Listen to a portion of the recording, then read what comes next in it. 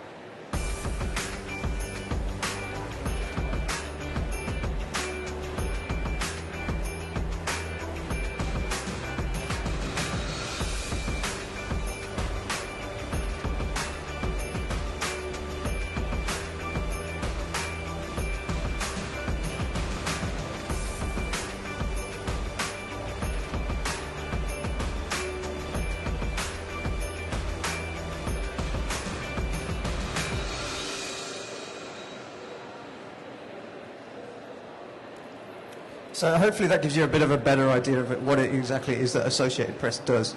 And it's important to realise that we don't just create news content. So we obviously have hard news coverage of Syria and Egypt and things like that. But we also cover entertainment events, sports events, really technology events, so really across the board. And my role within Associated Press is I'm a digital strategist, so which basically means I spend a lot of time looking at markets, digital markets across the globe, and trying to understand how they're developing and what it is that consumers are demanding in those markets. So I'm hoping to put across some of that research that we've done today to kind of give you an insight into what exactly the modern consumer of content is looking for. And also I spend a lot of time speaking to companies involved in the content industry, so hopefully I can give you some insight into how they've been, the successful companies, what is it that they've done have made them successful. So today I'm going to start off by firstly trying to outline that the lines between brands and news companies are starting to blur. We have very common objectives, we have very common challenges, and more as people are looking to become content experts, we're going to see these lines starting to blur even more.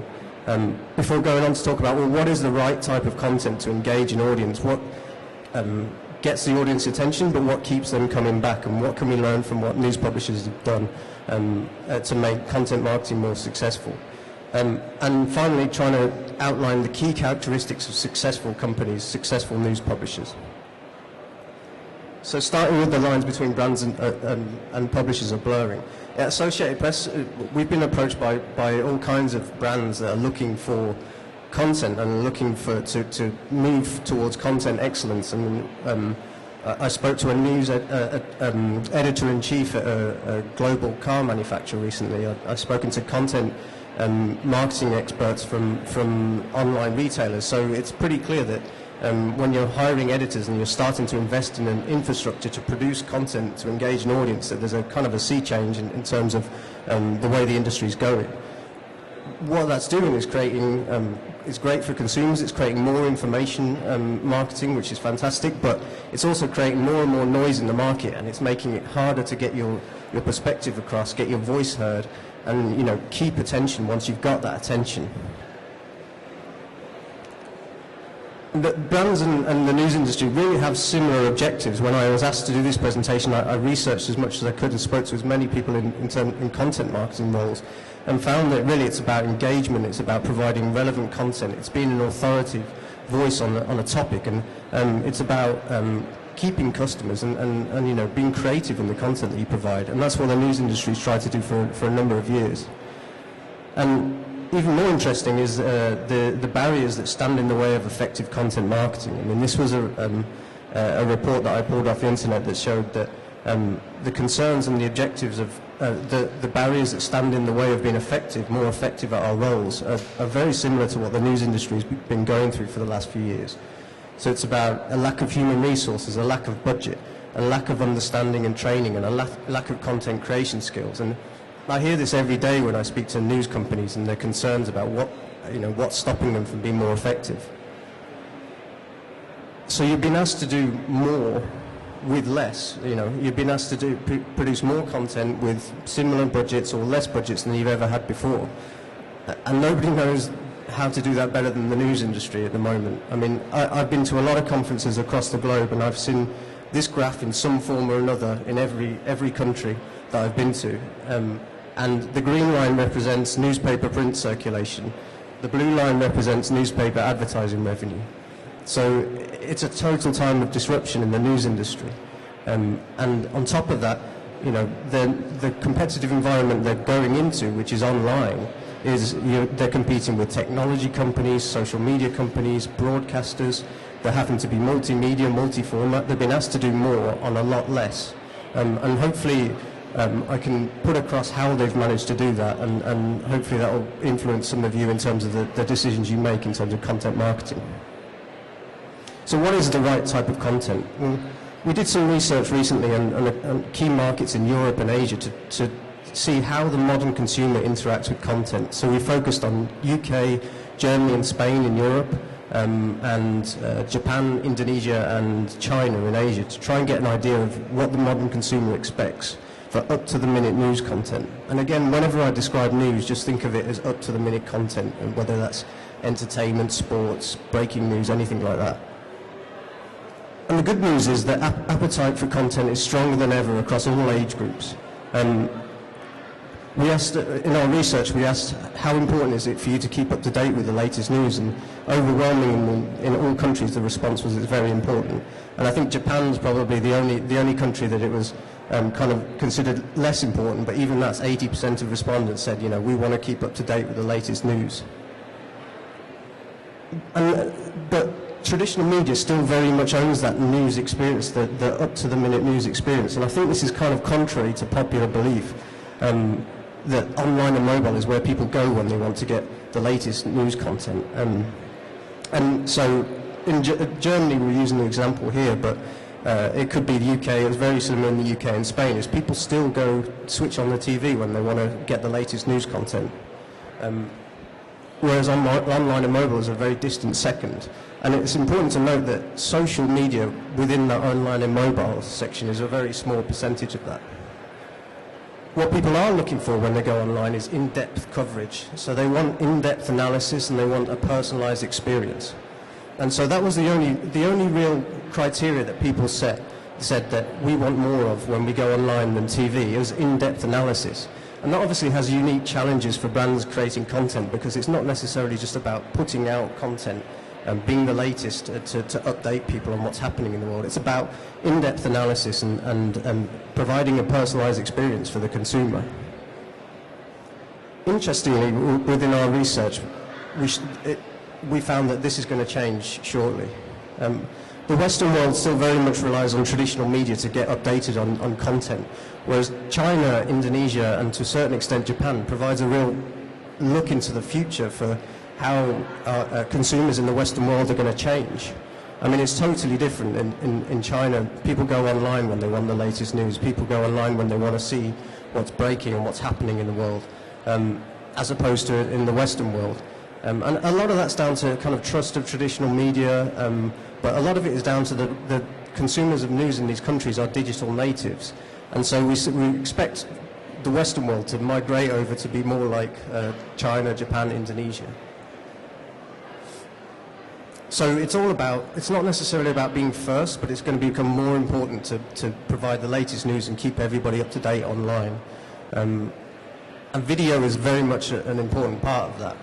So, 16 to 24-year-olds, 71% said it's important for their online experience of content. I mean, it's quite a staggering amount of people who said that. And it's fairly high percentages across the board for all other age groups. But more importantly, perhaps more interestingly, what we found is that people will go straight to news sites where they know there's videos, and they will actively avoid sites where they know that they won't be able to have a video experience. And this is going to increase more and more as that 16 to 24-year-old segment grows and people become more digital natives. But the good side is, the bonus to it, if you can get video right when you're supplying content, is that it can help increase loyalty a lot.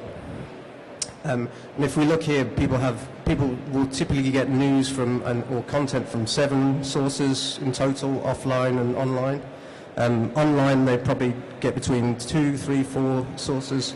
In video, that people very much stick to the similar sources of content, and they cite brand as the most important reason for them to go to a site.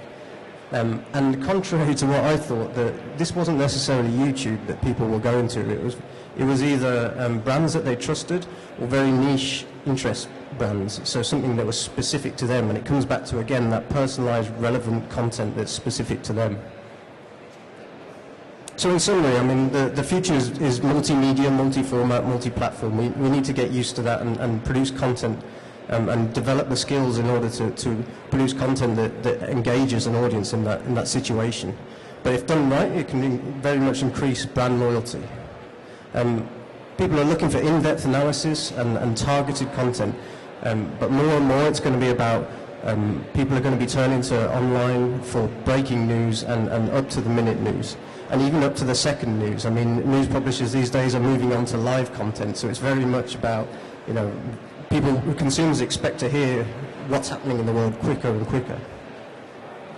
So the final thing I wanted to say is that, in a time of disruption in the news industry, certain companies have succeeded, and certain companies are not only winning, being heard, but they're keeping their customers, and they've got high engagement levels. So how have they managed to do this? Well, firstly, the first characteristics is really they own the experience. In a time when a lot of people were simply trying to recreate a newspaper experience online or recreate a broadcaster experience online, a lot of companies invested in owning the digital experience and investing in their own voice. So here you have some companies like the New York Times, Le Figaro in France, the Mail, Bild in Germany, Huffington Post. These companies all spent the time learning new skills and investing in the skills to tell a story in a multimedia environment. I mean, if you think about a newspaper, video does not come naturally to a newspaper to create content. They've been text and photo based for a considerable amount of time, but they went straight into it and invested in the skills to become video companies, and they've done that very, very effectively. And importantly, I mean, they all have YouTube sites, but they're ensuring that customers are coming to them. They own the experience and they own the relationship with the consumer. The second thing that they've all done very well is they realise that the game may be more difficult, it may be more complex, but the rules haven't changed. It's all about content, and it's all about the quality of content. And when people are making decisions about whether they should go to a website, the keys to success remain the same. So it's about telling a story in the way that it resonates with your audience, and specifically your target audience, and in a way that sticks to your core brand values. And the companies that have done this best are the ones that are winning at the moment. The third thing I wanted to highlight is that collaboration is key, and this is one of the reasons that people approach the Associated Press, and probably one of the best kept secrets in the news industry is people use content partnerships a lot. All major broadcasters, all major news publishers, all have selected content partnerships. And they do it for two reasons. One is that there's companies like Associated Press who have huge news gathering infrastructures and are very set up to gather news content and distribute it to their customers. So it allows them to focus on what they do best, which is telling the story, their core competency, as opposed to news gathering. The second reason is budget. I mean, it's utilizing a company's infrastructure and getting it for a more cost-effective way than if they were to try and gather all this content themselves. And oftentimes people think that major broadcasters are all creating this news. They're not. They're simply getting it from third-party content suppliers.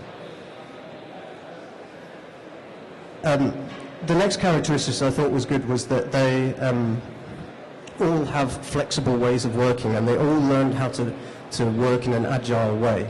And I've kind of used this as an overarching term to describe a number of things, but the first thing they do is, of course, they all plan very far ahead for events that they want to cover, for stories that they want to investigate, but they do have a certain amount of agility in their structures that allows them to make quick decisions, grab content quickly, and put it out it's in the budgets, the way they set their budgets. They have floating budget that allows them to react quickly and spend money if it's necessary, if something happens in the world.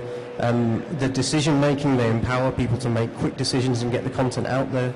And this graph kind of shows, we have a website where we distribute to news publishers and broadcasters.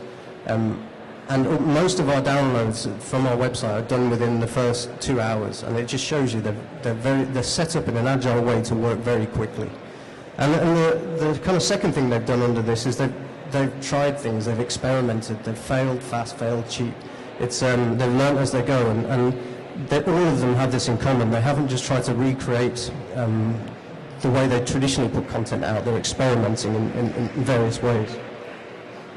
And the kind of last characteristics I thought was important to highlight was that they've all embraced their community. And if you think about this, was a huge change for newspapers. For decades, they've put out content and put out news without necessarily having anybody feed back to them. And all of a sudden, they've gone from one-way communication to a conversation with their customers. So they've embraced their community, and what was initially their biggest fear has turned into a real bonus for them. I mean, people are now talking about co-creation of stories. How do we gamify comments on news websites? And that's resulted in a huge increase in the engagement levels that they have and the connection that they have with their audience, and also the understanding of their audience. I mean, if you take a Huffington Post Live here as an example, they're probably the best in terms of getting an audience, and they have over 200 million comments on an annual basis, I believe. And the interesting thing is 70% of comments come from users that in response to other user comments. So it's all about the conversation that's happening amongst their community. And if you take this example here, is where they covered the Obama inauguration. They took a live stream from a third-party supplier and then added conversation to that live stream. And people would stay on the story and stay on the site for 15, 20 minutes on average, which is an incredible engagement rate for websites. And they were talking to each other, they were telling the story, putting comments about Obama, but one thing here you'll notice is it's very cost effective to do it, and there's very little involvement from HuffPo. They simply put up the the stream, get their community to do the talking, and then that's it. So it's a very cost-effective way of keeping people on the website. So to conclude, hopefully I've kind of put across that the challenge is greater for people. We're trying to put out more content on a lesser budget, but the rules are very much the same. It's about investing in the experience and owning the story, investing in the skills to create a story in an engaging way. Set up content partnerships it's the way to, if you have to increase your output of content, the best way to do that is to set up partnerships with third-party suppliers who are very good at this type of thing. And embrace your community. I think it's important the results can be increased engagement, and it's a more cost-effective way of producing more and more content and keeping customers engaged. And finally, be prepared to work agilely. Try things out, see what happens. The most effective people in terms of the news industry who have managed to keep customers engaged and keep them coming back for more, they experiment and they try things out. They fail fast and fail cheap. So if anybody wants to see any of the kind of consumer research that we've done, we've got quite a few summary reports on our website here. So we focused on Asia and Europe, so there's quite a few more in-depth insights if you've got interest in that. Otherwise, you can email me directly here. Thank you.